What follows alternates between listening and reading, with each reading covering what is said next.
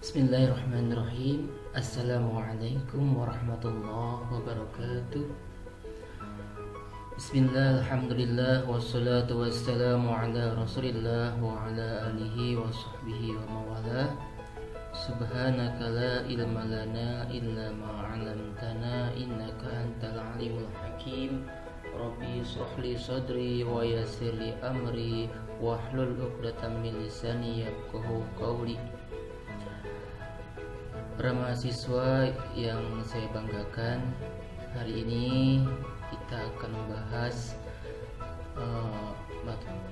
penulisan dan penyusunan Al-Quran atau Jam'ul Quran wa Tartibihi dalam mata kuliah Ulumul Quran di pertemuan kedua ini. Semoga teman-teman semuanya hari ini dalam keadaan sehat walafiat, tidak kekurangan apapun. Karena itu kita bisa mengikuti perkuliahan ini sampai selesai. Baik, hari ini kita akan membahas beberapa subtema dalam Jam'ul Quran.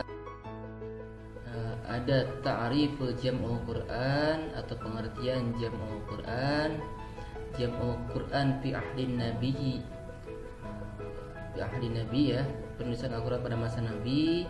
Jam'ul Quran fi ahli Abi Bakrin wa Utsman wal farqu bainahuma, dan penulisan Al-Quran pada masa Abu Bakar dan Utsman. Kemudian yang terakhir tartibul ayah wa suwar, dan penyusunan ayat dan surat. Nah, ini beberapa subtema yang akan kita bahas. Yang pertama kita akan bahas tentang pengertian Jam'ul Quran. Apa itu Jam'ul Quran? Ta'riful Jam'ul Quran atau pengertian Jam'ul Quran adalah yutlaku Jam'ul Quran wa yuridu bihi indal ulama ahadu ma'niina. Al-ma'na al-awal jam'ahu bima'na hafidhuhu wa jama'al Quran hafidhuhu. Jadi pengertian Jam'ul Quran yang pertama itu menghafalkannya. Jadi ada dua makna dalam pengertian Jam'ul Quran. Pengertian yang pertama adalah menghafalkannya atau hafadhuhu jam'uhu, menghafalkannya. Jadi istilah jama' itu hafidhu, mengumpulkannya. Ini sesuai dengan firman Allah dalam surat Al-Qiyamah ayat 16 sampai 19. A'udzubillahi minasyaitonir rajim. La tuharrik bihi lisanaka lita'jala bih. Inna 'alaina jam'ahu wa qur'anah. Fa idza qara'nahu fattabi' qur'anah. Tsumma inna 'alaina bayanah. Yang artinya, janganlah kamu gerakan lidahmu untuk Al-Quran karena hendak cepat-cepatnya. Sesungguhnya atas tanggungan kamilah mengumpulkannya dan membacanya. Apabila kami telah selesai membacakannya, maka ikutilah bacaannya itu. Kemudian sesungguhnya atas tanggungan kamilah penjelasannya. Surat Al-Qiyamah ayat 16 sampai 19. Nah, itu ya. Jadi jam'ahu itu artinya di sini mengumpulkannya. Kemudian pengertian Jam'ul Quran yang kedua, al-makna tsani, Jam'ul Quran bermakna kitabatuhu kulluhu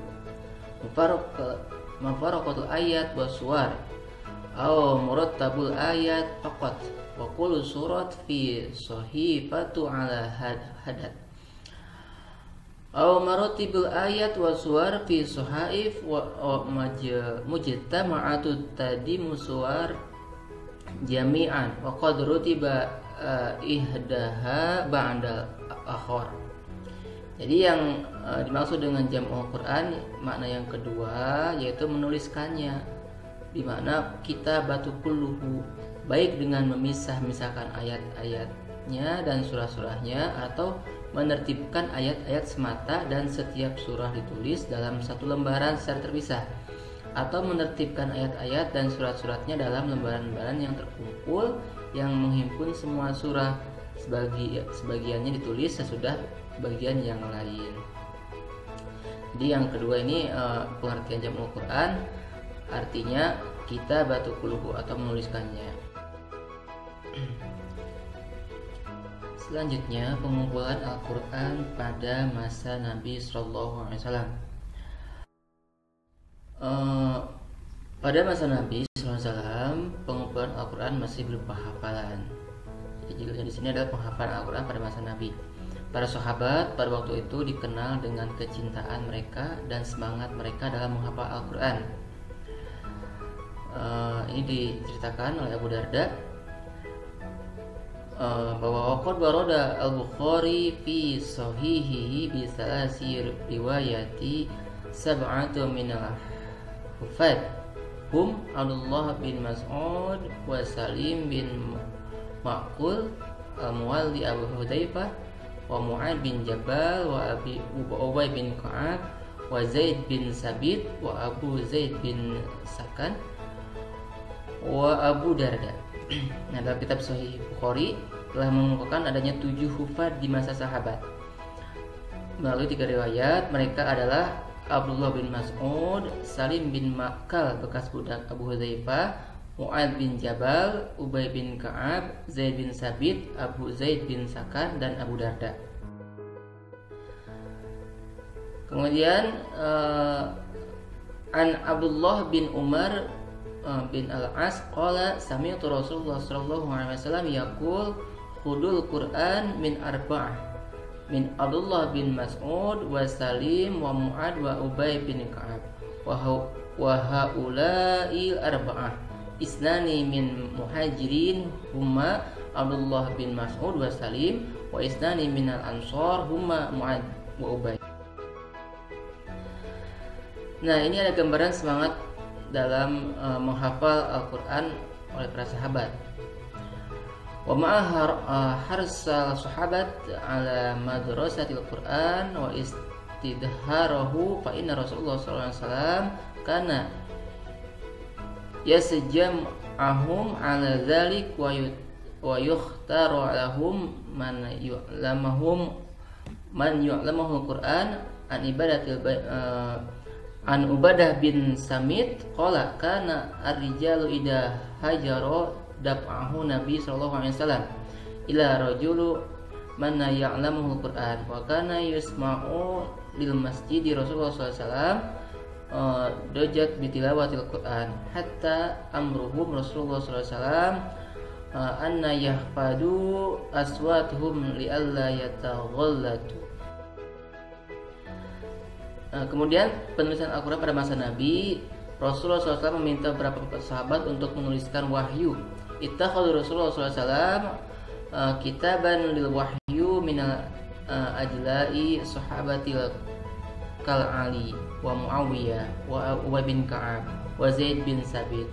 Nazzal ayatu fayamuruhum bi kitabatiha wa yuradu syadahum ila mawdi'iha min suratiha hatta tudahhir al-kitabah fi sutur al-jam'u fi sudur.